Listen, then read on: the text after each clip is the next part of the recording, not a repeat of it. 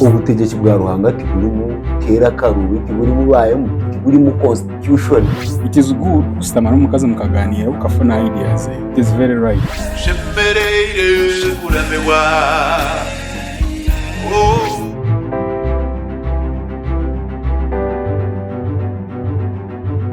Yeah, thank you very much once again twabakira mwebare okubaho. Hatirizo batujya kugamba ahari Yohana ishura 15. Yohana ishura 15 eragamba aha muzabibu na namataji gago. Yesu araja ati ninye muzabibu imwe muri y'amataji. Konka kandi Ruhanga niwe orareberero musiri itaje ritana byana arishara hariyo ahari Yesu. Then asharirira gagarane byana ugongere kwana. Yohani 15 tandikira mushongo gwo kubanza shuma. Hatecho kinji turachishomerwa konka stachitaho umutima mnongo. Konka cicire akwa wagumiza morashoma mushongo gwa mukaga aragira ati aha kuba nyo wahuntari imwe tine ekimuri kubasa korobona gwa mukaga onka wagumiza morashuma ifaho nyo wahuntari imwe tine kimurabasa kandi arongera jeti konka kumuragumo murinye nanyo murimu cone kimurishaba murya kikorerwa. It is very easy and practical kugira ngo Yesu no muzabibu no muti itwe turya mataji. Itaje ritana byana eritataho byana Ruhanga aritemaho kugira ngo aganda garasigareho agari kwane byana gagire space geshanje ganeje byana byinji akubiwe waburo mugasho tiwayanaki byana ningo mwene byo ri kwana tibirunji onkatokaya na birunji tokabura kwana birunji uriya muti murunji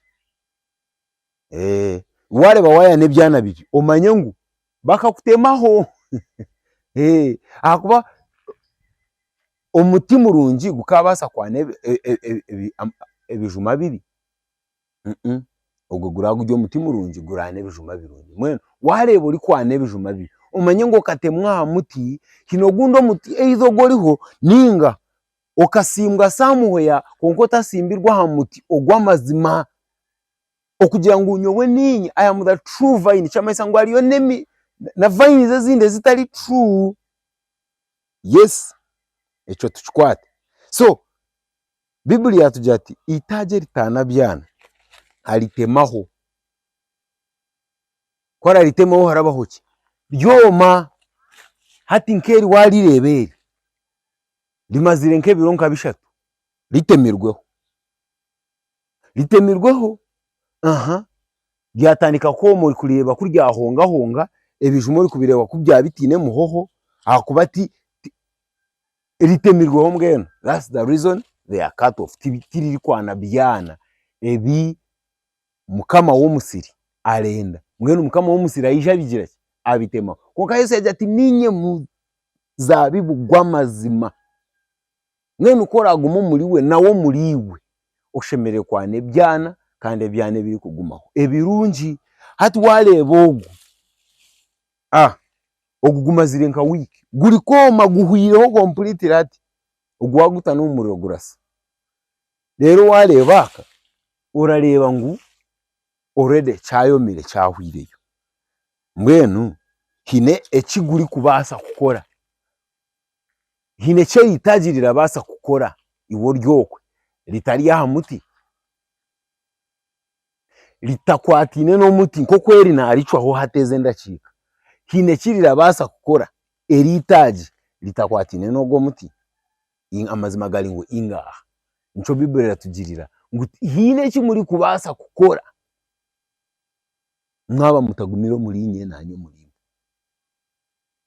nangwa bamwe twayenda kugenda practically urabasa kugira ki kwata nkeki ugire ngo uko tsimbe hari emiti eragumiza meka toka as well as even na n'umuzabibu wagureberera agenda gwe guratoka konka eventually ojuke ngo hariho the true vine who is Jesus arajya ngo ninye muzabibu gw'amazima.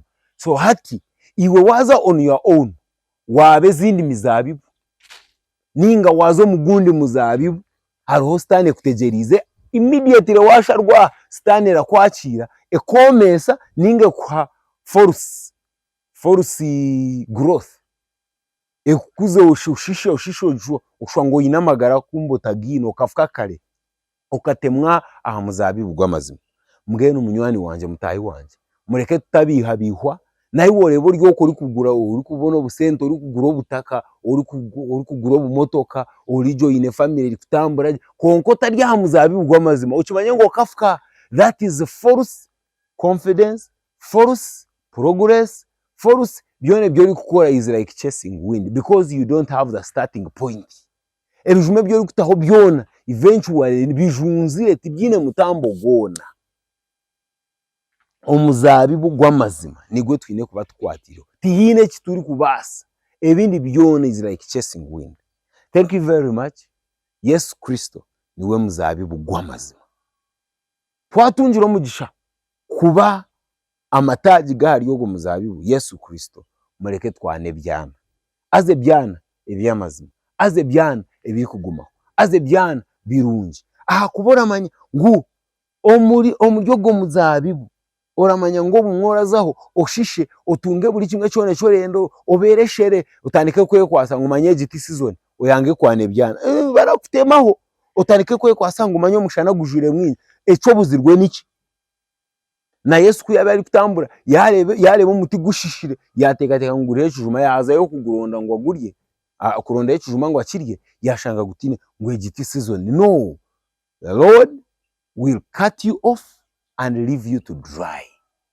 So itwe nk'abakristayo in and out of season tushemere kwane byana omu season na hatari mu season utayisobwire ngo bwiro busente zibuzire then omuntu akija yinenjara then ukamushabira ngo agende bagana nawe kacako yine na waryeho utayisobwire ahubwo kugira ngo ebintu bikugumire ningo rwire turabasa kugira wagira ki owahumuriza muhumurize obaba kugambwira cyaro obaki embero kwera haberi kona omuntu atakwijaho ruhanga atagira umuntu wo yakudirectingaho ngo agire kijume kiyakusharura obane kijuma cyembabazi obane cyo kushemererwa obane cyo kumuhumuriza obane cyo kugira atijariwe then akashango uryo mukweyinamirira ngo giti season ngo abenseje nibo barajya ngo ngo birebe bigumire ngo ko kubanza gisizone ne yafizi okashango tine na ngo umuntu utarabasa kumwa waba woyine rukumo utarasa kumwa na shiringi 2